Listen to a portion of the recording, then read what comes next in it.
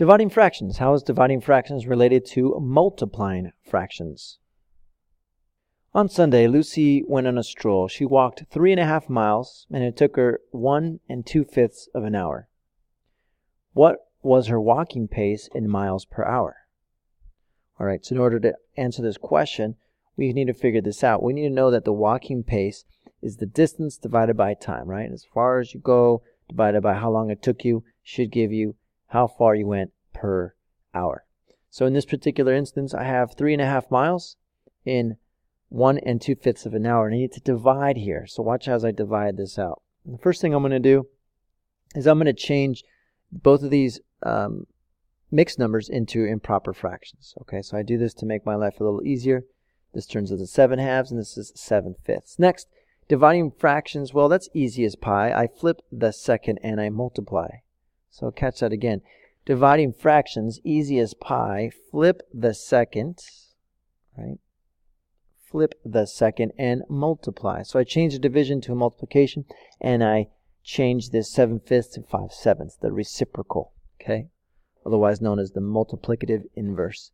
I then can multiply as I normally would. Multiply across, cancel these. I get 5/2 or 2.5 miles per hour because she was walking that far in that many hours, so that's 2.5 miles per hour. That brings us to the key concept. Dividing a fraction, you multiply by its multiplicative inverse, a fancy way of saying, hey, multiplicative inverse is when you multiply by their reciprocal to turn into 1. So what do I mean by that? Let's look. 7/8 divided by 3/4. Dividing fractions, easy as pie. Flip the second and multiply. Right? So division turns into multiplication, and the fractions get flipped around. Let me show you just on a side note as you're copying that down why that would work. If I look at this, 4 divided by 2. Okay, well, we already know 4 divided by 2 is 2, but why? Let's take a look. 4 divided by 2. What if I made those fractions? Well, if I made those fractions dividing fractions, easy as pie. Flip the second and multiply. And so I end up with 4/2. 4 divided by 2 is 2. Same answer as before. You say, oh, Mr. Morales, this is so much easier to do. Yeah, that's true.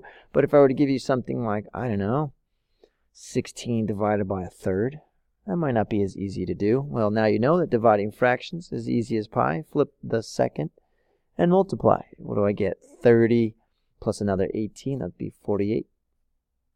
Okay, but just a side note, that's how we do those problems. Let's take a look at a few more questions here. Because of your helpful feedback in class, I've decided to shorten up these videos, and if you need more help, then I'll make a second video for you, which I'll do in this case. All right, so first things first, I have this problem.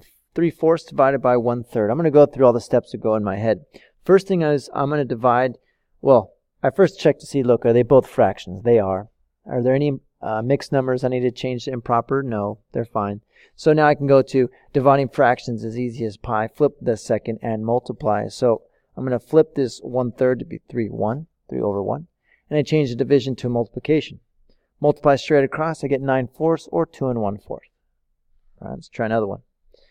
So once again, I look at this, I say, wait a minute, I need to make sure they're all fractions. This is not a fraction yet, so I need to change it. All right, I change that by putting over 1.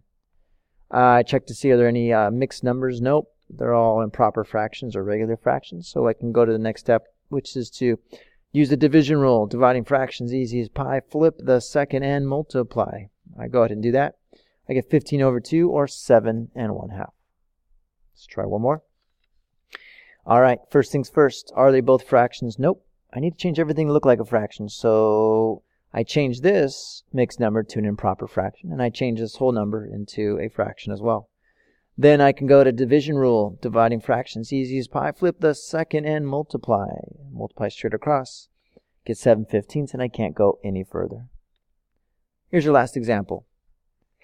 So Leanna is organizing her DVD collection. If each DVD case is 3/4 of an inch wide, how many of those would fit on her shelf? That's 5.5 feet.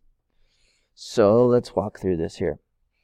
5.5 feet, I need to know what that is in inches. So first I go 5 times 12.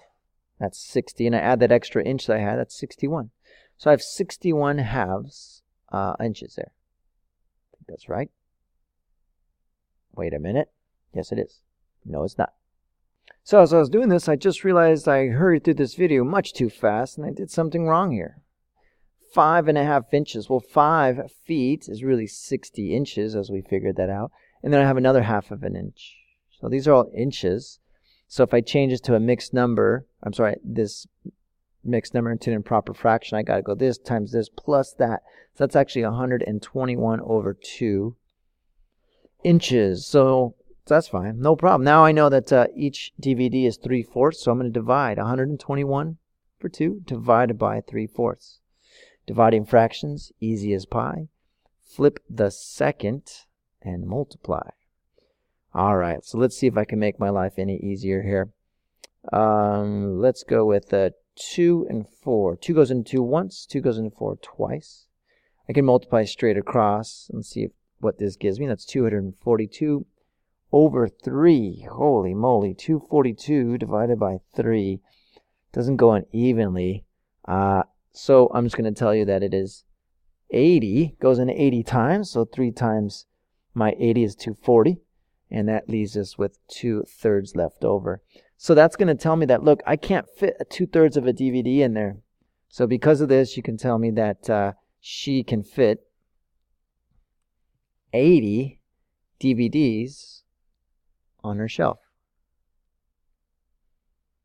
And she'll actually have, she'll actually have 2/3 of an inch left over, which is good. You need a little space to fit those in. All right, if I went too fast for you, there'll be a second video you can watch to get a little bit more examples on there.